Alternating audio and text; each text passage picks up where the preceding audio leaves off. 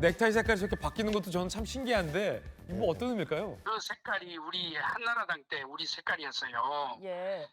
그런데 그거를 생각 없이 사실은 바꾸신 것 같아요. 좀 젊은 사진으로 본인 네. 입장에서는 이 정치에 입문했을 때의 초심으로 돌아가겠다 하는 그런 마음이 많이 깔려 있었던 것 같아요.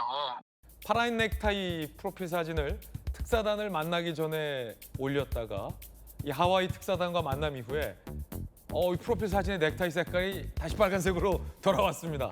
김대식 의원, 홍 보수 대통합 필요성에 공감했다라고 밝혔습니다. 김문수 후보 지지 선언까지 이끌어냈다라고 밝혔습니다.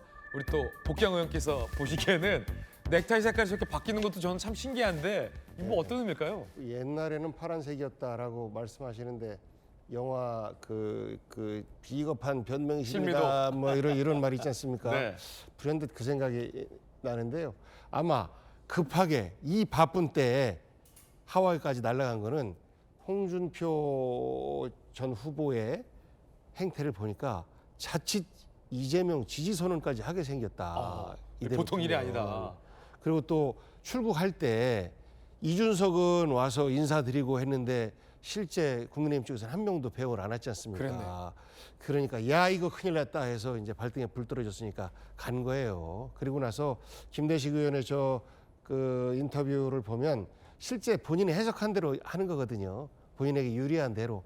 그리고 홍준표 전 시장의 그 성정상 보면 자유로운 스타일이긴 한데 그래도 이재명 혹은 민주당을 지지할 만큼의 그렇게까지 급변하는 모습은 보이지 않을 거다라는 게 저희들도 그렇게 예상을 해요. 그렇군요. 흥미로운 분석이시네요. 예. 그런데 이제 아픈 거죠. 홍준표 전 시장이 계속해서 국민의힘을 비판하고 하는 것들이 너무 아프고 또 파란색까지 내니까 야 이거 큰일 났다 하고 나서 이제 간 건데 그런 것처럼 아직도 그 국민의힘 내에 여러 가지의 다른 기류들이 좀 있습니다. 그리고 조금 전에 이제 단일화의 전제 조건으로 해서 이재명 후보와의 거의 뭐 겨룰만큼의 합산 그 지지도가 겨룰만큼에 도달했을 때 이게 사실 거의 불가능한 거예요. 왜냐하면 지금 현재 그 무응답 잘 모르겠음이 한 6, 7% 정도 되는 거고 그렇군요. 이건 아마 맨 마지막까지 갈 건데 요 층은요 보편적으로 보면 후보들 지지율대로 이렇게 나누어져요. 그렇게 되면 현재 이재명 후보 지지가 50% 넘기 때문에 이 가운데서 절반 정도는 이재명 후보에게 간다라고 하는 게 지금까지의 합리적인 추측일 겁니다.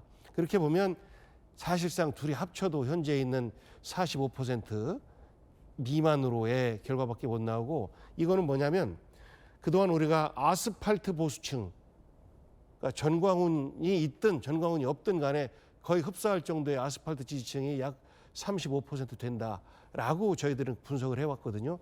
그런 정도의 지지를 김문수 후보는 받을 것이고 아스팔트가 아닌 조금 다른 합리적 보수나 이런 분들은 이제 이준석 후보를 지지하고 있는 것인데 이 둘이 합쳐지기에는 굉장히 좀 난망하다. 그렇기 때문에 이준석이 단일화로 가기 위한 꾀주머니를 내기가 만만치 않은 상황이고 조금 전에 이제 한동훈 그 후보 이야기가 나와서 한동훈 후보. 한동훈 후보는요 하나는 책임을 면하려고 하는 것이고 하나는 책임을 안 지려고 하는 거예요.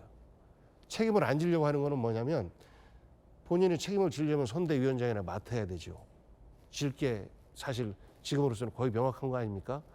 패배에 대한 책임을 지지 않기 위해서 안 가는 것이고 그리고 또 한편으로는 나는 백의종군하면서 최선을 다했어 라고 하면서 본인이 참여하지 않은 것에 대한 책임을 면하기 위한 이 두 가지 책임을 하나는 지고 하나는 면하고 그러면서 이제 다음을 노리는 뭐 이런 행보로 보이는데 이 부분은 대선 행보가 아니고 차기 당권 행보로 보는 것이 맞아 보입니다. 네, 복기왕 의원님의 의견 전해드렸습니다. 국내힘에서는 이번 선거는 뒤집을 수 있다라는 의견을 또 권영진 의원께서는 앞서 주셨습니다.